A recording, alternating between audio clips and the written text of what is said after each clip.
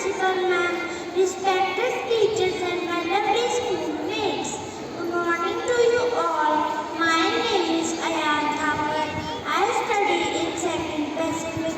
Today I will tell you about my happy place, my school. My school is a wonderful place where I learn and grow every day. I study in International Public School.